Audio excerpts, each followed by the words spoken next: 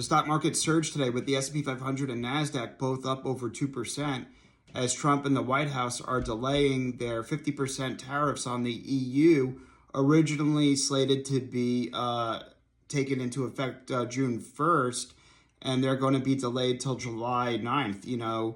This tariff threat on the EU was just announced on Friday morning, and the fact that this pivoted pretty quickly is telling that these tariff threats won't necessarily come to fruition. It's more of a negotiating tactic to get other countries to the table. And the fact that so quickly those high 50% tariffs on the EU will be delayed till July 9th. And it looks like Trump and the EU leader have been speaking to create a trade agreement.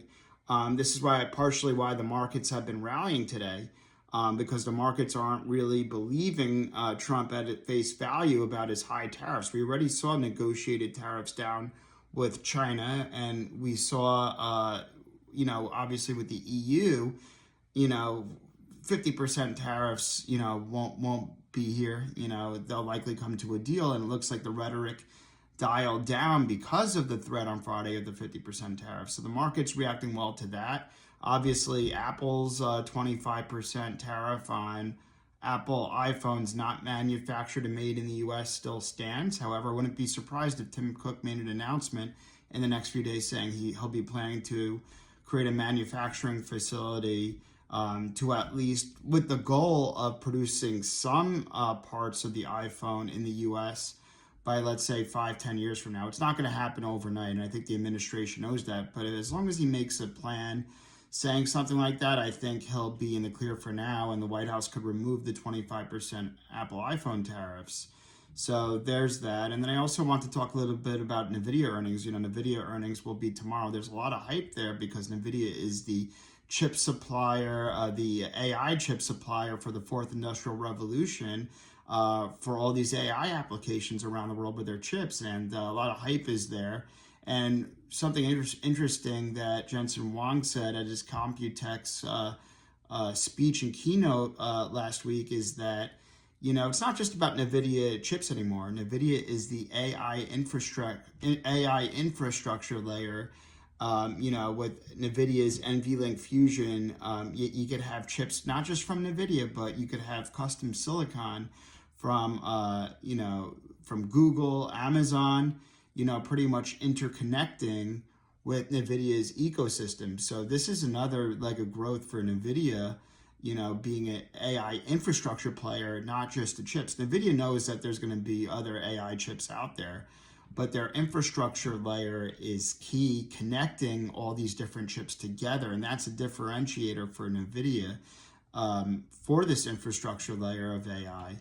So I think regardless of what they say, we want to see demand outstrip supply for a while, but it's not necessarily about the earnings. We knowing the story about NVIDIA being the AI infrastructure layer with their NVLink Fusion, I think is the bigger story than their earnings report in my opinion.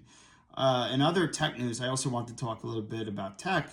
With Apple and these tariffs, that combined with OpenAI and Jony Ives pretty much collaborating on this, perhaps this AI device that's not a phone.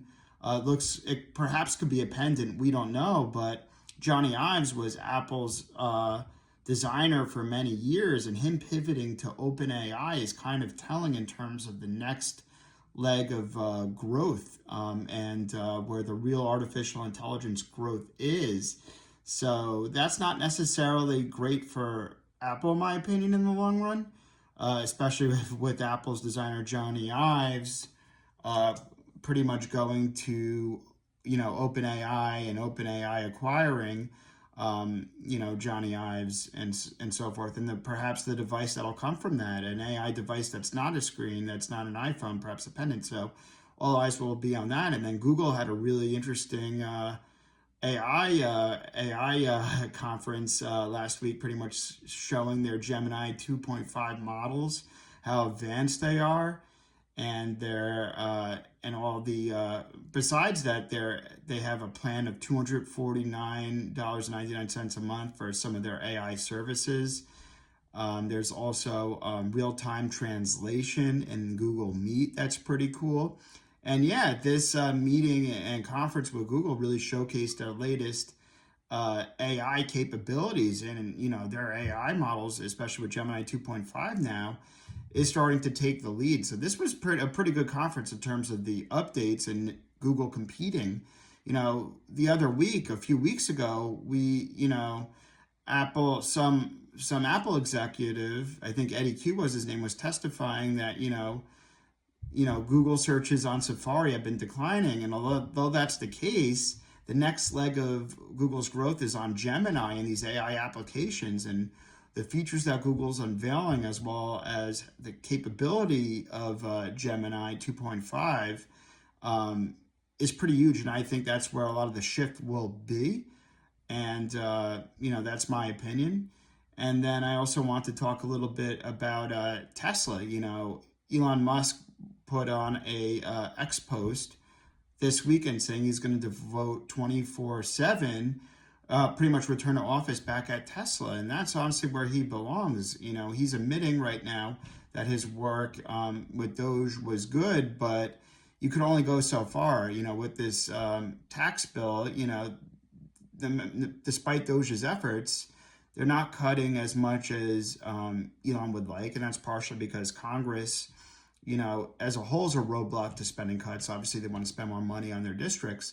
So Elon Musk is really realizing that right now there's only so much that Doge and the Department of Government Efficiency can do, and he's seeing right now that a lot of the growth, the only really way to get out of our debt and deficit situation, if Doge isn't going to make the best efforts, is to grow our way out of this based on technology. And if he devotes more of his resources to his other companies, with Tesla, for instance, it'll be a lot of full self-driving, autonomous, and robots.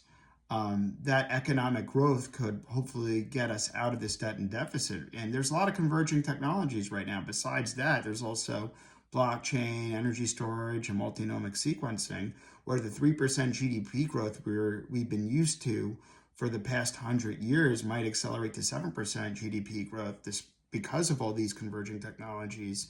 And I think it's certainly possible. And if that's the case, we could grow our way out of the debt and deficit. So it's right that Elon Musk is focusing his efforts 24/7 back to Tesla. And I think that's where more of the impact really will be for the economy, especially if we grow our way out of this, in my opinion. So those are some of the latest tech news, in my opinion. And look, I mean, the tariff back and forth, the market's really starting to sniff out that, as I said earlier, that Trump and the White House are just talking tough for negotiating tactics. And the agreements are usually much lower and on decent terms, and the market's starting to sniff that out. And a good tell right now is that, last week was pretty rough in the market. We know that. And it was kind of healthy for a consolidation, but the leading indicator is that Bitcoin hit record highs last week. And I think that's a bigger signal than all the tariff noise, we've been hearing. So in my opinion, Bitcoin is a leading indicator, and partially because investors are flying to quality right now with all our debt and deficit issues. Bitcoin's outside the system. It's a flight to quality. As I said, it's decentralized. There's a finite supply. And as we have issues and thoughts perhaps about the Sell America trade and obviously about our debt and deficit, Bitcoin is, you can't print Bitcoin. You could print the US dollars. You could print other currencies as a short-term solution to get out of economic problems, but that's not the case with Bitcoin. So holding that as a hedge against country-specific risk or company-specific risk is huge. And look, Bitcoin, obviously can't really get tariffed. You have other companies, Apple, for instance, is facing these tariff issues, and that's uncertainty for Apple. But the good thing about Bitcoin is that they don't have, as a Bitcoin holder, you don't have to worry about tariffs. Bitcoin, I don't really view it necessarily as a A currency, I view it more as a store of value like gold or as digital property. So holding that as a hedge, I think, is really important in this day and age of undisciplined monetary and fiscal policies. It's a hedge against government pretty much irresponsibility in terms of spending. It's a report card on each country's fiscal responsibility. So that's my take on that. So yeah.